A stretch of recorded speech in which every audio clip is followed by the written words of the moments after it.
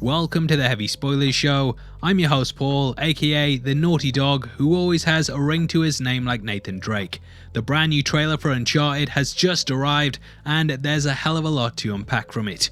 Throughout this video, we'll be breaking down the differences between your Drakes and your Drakes, mapping out all the Easter eggs we could find, and also giving our reaction to the movie as a whole. Full spoilers ahead, so if you haven't had a chance to check it out, then I highly recommend that you check out now. If you enjoy the video, then please drop a thumbs up, and also don't forget to subscribe for breakdowns like this each and every day. With that out of the way, thank you for clicking this. Now let's get into our Uncharted trailer breakdown. Okay, so when the movie was announced, Sony said that the film is pretty much going to be its own thing that's separate from the game series. Because of this, it's going to be taking a lot of story elements from across the board, but it's pretty much also going to be an origin for Nate.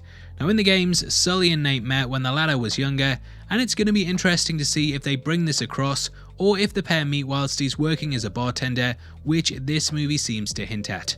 Footage from this trailer was shown at CinemaCon all the way back in August, and it looks like they've pretty much pulled that across and added a few new scenes and moments that really beef up the teaser. I actually have several platinum trophies from across the Uncharted games, but my head is so full of useless Marvel movie trivia that I had forgotten most of what happens in them. However, this brought it all back, and it really recaptures the feeling of this series. Now the first thing I want to talk about is Drake's ring, which appears in the teaser at several points. It's something that Naughty Dog have laced throughout a lot of their games, and it's appeared as an Easter egg in things like The Last of Us Part 2. The ring originally belonged to Sir Francis Drake, and Nate took the historical figure's real name as a way to make it look like he had a lineage and connection to him.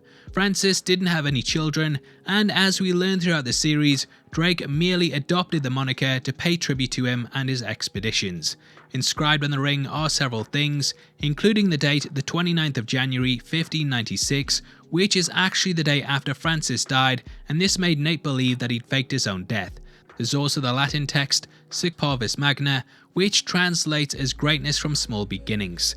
With this being an origin story, I really hope that the movie embodies this, and judging by the first look, it seems like things start off pretty small scale before ramping up to all-out action scenes with people falling out of planes. Now throughout the series, the ring is used in a decoder to unlock the key puzzles, and I very much feel like it's going to be something in the film that's important. In the game series, the villain Catherine Marlowe saw after it, and the plane sequence that we see in the trailer could be hinting to her being involved in things somehow. We'll talk about that more later on, but it is important to bear this in mind. Now the costume for Holland is perfect, and he also has his watch, so you can really tell that they put a lot of effort into recapturing the look of Nathan. However, one thing that we've known about for a while is that Mark Wahlberg will not be donning Sully's classic mustache. When the initial teasers for the film were released, this kinda caused an uproar of first world problems, but I do think that much like how Holland will grow into the character, that Wahlberg will too. Marky Mark did drop a video earlier in the year poking fun at people whilst wearing a fake mustache, and my guess is that this is going to turn up in a post-credit scene or something in the sequel. Now a mustache, who you think has the better mustache? Is it Wahlberg or that son of a bitch 3C Films? God, I hate him. Now the trailer opens with Drake and Chloe looking through a hidden tomb, whilst the former narrates that there's places you can't find on any map. In the series, the first island was actually called Hidden Island, and like Drake says, it wasn't charted, it was uncharted. Now he carries a torch, which is iconography that has appeared in several of the titles. Chloe being with him is also something that has happened in the games, and Naughty Dog was super smart in their design, as they'd have allies who were brought across so that we could have conversational character development during the slow parts. Next we see him tending bar, which is where he has some back and forth with Sully before he mentions knowing his brother Sam. We learn that Sam tracked the MacGuffin of the movie, and that if Drake finds this treasure, then he'll find his brother too. Sam didn't show up until the fourth game, and had never been brought up before this point, so it's nice that they're actually setting up for the character's arrival towards what will probably be the end of the movie. Kinda think they might hold him off until the sequel, and have Drake simply discover his whereabouts, and that will sort of tie into the next film.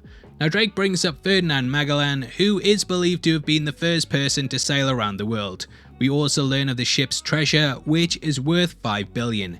The bow carrying this also appears in the trailer, and seems like it's ripped right out of the end of A Thief's End as the final location. Just after bringing up Sam, we see Nate sailing on a boat, and this also seems like it's pulled from the trip that the two took in the game. Now we don't know if Elena is going to be in the film, but we do know that Sophia Taylor-Alley will be playing Chloe. Chloe didn't show up until the second game, but she was actually Drake's first real love interest, and there was sort of a love triangle between him, her and Elena for the second entry. So a lot of timey-wimey wibbly wobbly stuff in which he met Chloe before Elena, and yeah, it's difficult to get your head around. Now Chloe is sort of a femme fatale that you can't really trust, but you do get lost in them eyes.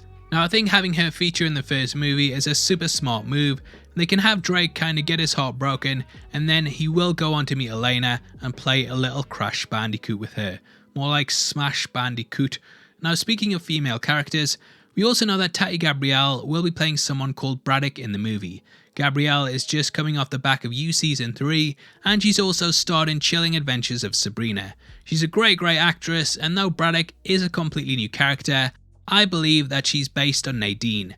At one point we see her kicking the crap out of Sully, and Nadine was really good with her fists. The locations that we see in the trailer also seem to be pulling from places that she popped up at too. Now in Uncharted 4, the group go to an auction in Italy in which they steal an idol. This is somewhat seen in the trailer, and it's clearly happening when they're all suited and booted. Now following on from this, they then went to the Scottish Highlands, namely the St Dismas Cathedral. Clearly there's a Scottish guy in the trailer, as they make a big joke out of his accent, but you won't be laughing when you get killed, eh? Having that. Now I kind of think they've just put these two scenes together so they're not flying the cast and crew around the world and spending millions of dollars. Keeping everything confined just kind of makes the most sense storytelling wise, and at this location Nadine kicks the crap out of the group. It just seems they've sort of bridged Italy and Scotland together, and yeah, looking at things from a financial point of view, that just makes a lot of sense. Now next we catch Antonio Banderas, who is clearly the villain of the film. He talks about his family and how they've been after this treasure for a long time. We also see him getting out of a red car, which shows up at the end of the trailer flying off of the back of the plane. Though we don't know his character's name as of the making of this, I'm guessing that he's a cross between Roman and Navarro, the villains from the first Uncharted game. At one point we see him looking over across with Nate, and in the trailer we can actually catch them laying out maps with plans to steal this. They go through caves, and though we don't know if there's a supernatural element to this movie or not, the majority of the games have one in the final act. In Drake's Fortune, they discovered zombies who had remained on the island since World War II, and it'll be interesting to see if these show up in the film. We also see them chasing Chloe across rooftops, and an amazing action scene at the auction as they swing from lights that dangle from the ceiling. It's really well put together, and there is a clue that Sully might be working for the other team. In the first game, Drake didn't know whether he'd crossed over to the other side, as Drake thought he was dead and he showed up with the baddies, so this line is probably hinting towards that plot point showing up in the film. They also have a shot at the auction where Sully sneaks around in a staff jacket, and then they rip the earpiece joke from Casino Royale. I seen Bond do it, and Bond did it better. He did the tuxedos better too. Now the trailer ramps up to a big scene from the third game, and that is the plane one. During the adventure, Drake sneaks aboard one of Marlowe's vessels as it flies out into the desert, and he's then discovered, gets thrown out of the back of it, and also has to then walk through the desert for what feels like a lifetime. Here, though the set piece is the same, they've changed up the location, and instead Drake is now over the ocean and the islands below it. I'm guessing that this is him flying to an island where the treasure is buried, but either way it works really well. Now we catch him clambering up the cargo, and it looks exactly like how Drake jumps in the game. There's also people hanging off the back of it with him, and seeing these get taken out makes this moment look phenomenal. Now Drake actually manages to make it back onto the plane, however he is taken out by a red car which hurtles towards him. I was trying to remember if this car had been in a game before, but I can't quite put my finger on it. However, let me know below if you know where it's from, and you'll win an amazing no prize. Now in the game, he did get back onto the plane, but he crashed it, whereas here nothing seems to really happen to it, so I'm guessing that the main villain is on board this and they just need to keep him alive for the story. Now Drake is then sent out of the back of it without a parachute, but if you've played the game, then spoiler alert, you know how he survives. Now upon falling, he catches back up to some of the cargo crates, and then he uses the parachute on them to float safely to the ground.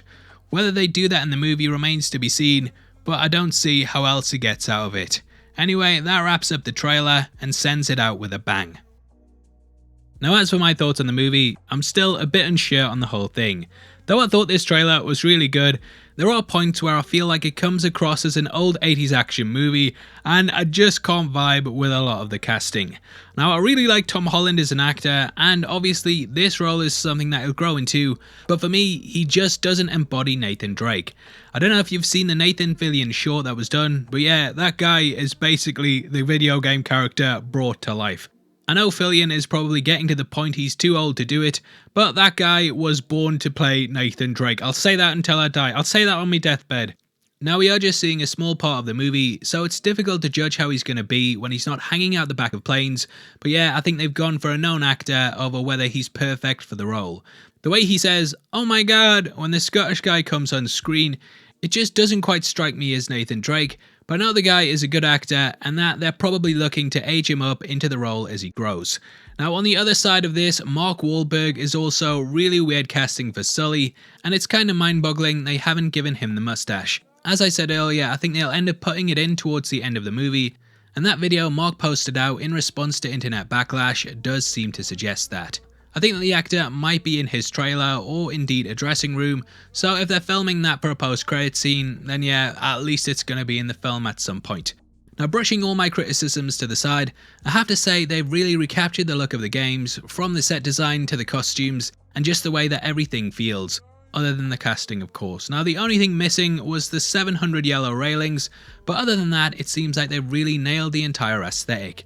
It's kind of wild that this comes out in 4 months and this is the first trailer we're getting for it, but I will go see it when it drops as I'm a big fan of the games, even though I can't remember very much about them. But I swear I've played them, yeah? Eddie, you son of a bitch. See, would I have said that if I hadn't? Now obviously I'd love to hear your thoughts, so make sure you comment below and let me know. Just to let you know, we are running a competition right now and also giving away 3 copies of the Phase 3 MCU box set on the 30th of October. All you have to do to be on the chance of winning is like the video, make sure you subscribe with notifications on, and drop a comment below with your thoughts on the trailer. We pick the comments at random at the end of the month, and the winners of the last one are on screen right now, so if that's you, then message me on Twitter at Heavy Spoilers. If you want something else to watch, then make sure you check out our breakdown of the Flash teaser trailer, and we also have one for the Batman, which will be linked on screen right now. Both are full of theories, hidden details, and a lot of things you missed, so definitely go check them out right after this. With that out of the way, thank you for sitting through the video. I've been Paul, and I'll see you on the next one. Take care, peace.